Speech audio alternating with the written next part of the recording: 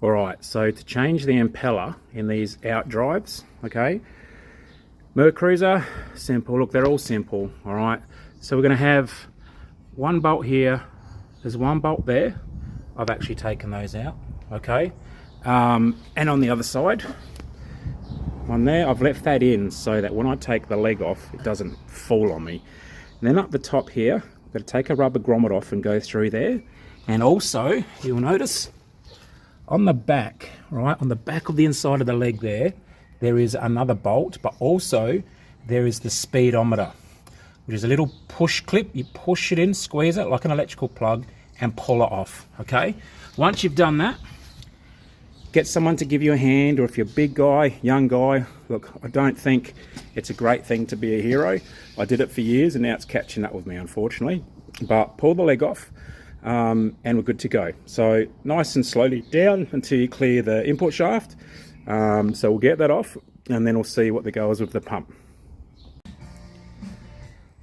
Tell you what, the old ute comes in handy for on-site work. That's all I can say. It's bloody great. Okay, so we got the legs off. All right, so you can see bolt here, same on the other side, and there's a sneaky one at the back, and this is also your speedometer pickup. So you just got to get the clip, push it, pull it off, okay?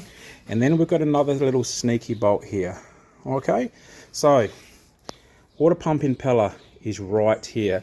So the actual drives obviously the out drive to the prop, and also the impeller spins on that same shaft, so it's constant. So as soon as that engine is turning, basically she's on. All right, and then you've got your engagement for on and off for propulsion. Okay, so we'll get that off. All this crusty casting and stuff, look, we're going to see where all that's come from. Look, it's a bit normal. It's quite excessive to me, but we'll see. All right, we'll have a good inspection. So let's get this pump off and have a look.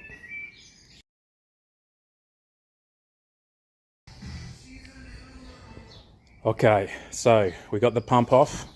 All right, input shaft, keyway spline, I'll show you keyway, and here's the pump. So you just remove the little 5/16 bolts, okay, 5/16 headed bolts. And there's your impeller, guys. All right, so simply pull it out. Look, got to do these yearly, unless you don't put the boat in the water at all. But highly advised to do them yearly. They can be a bit. Look, and to be honest, 90% of the ones that I've replaced are in good nick. They're like new.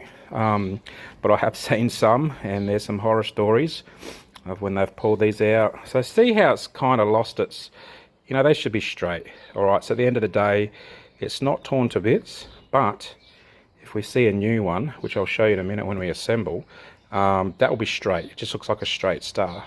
All right, so just inspect the housing, make sure there's no scores or anything like that. Have a look at the keyway, all right, so you can see that that's the female keyway, but have a good look at the keyway here. And just make sure, you know, that it's in good nick, it's not broken, it's not cracked. Yeah, just have a good look around. Just, you know, it's being proactive, all right? We want to do preventative maintenance, not be reactive, as in fix something when it's broken, you know, especially when it's at the river or in the ocean. That's a disaster, okay? So that's why we go a little bit above and beyond for marine stuff, because it's easier to get towed with a car than it is a boat. And you'll see there the skeg, part of the leg housing is gone. So I'm assuming that's hit something pretty nasty, or someone's left the leg down and it's followed the road. Anyway, we'll clean it all up, we'll get the kit, and we'll put it back together. Okay, so pumps on with a new impeller. Now, look, a lot of people, if you know that you do not use grease, you can use a grease, but to make it easier and less icky, I use a water soluble lubrication. I mean, this comes with your impeller kits most of the time, all right? And excuse the interesting reference here, but if you have some KY jelly or some, you know, in the bedroom lubricant, it's identical stuff basically. All right, don't use pump lubrication that comes with a pump for the bedroom. Go the opposite way. All right, so anyway, look, it is just like water, this stuff. It's so slippery. All right, but it's at the camera, look at it, it just, you can see it sort of just beads.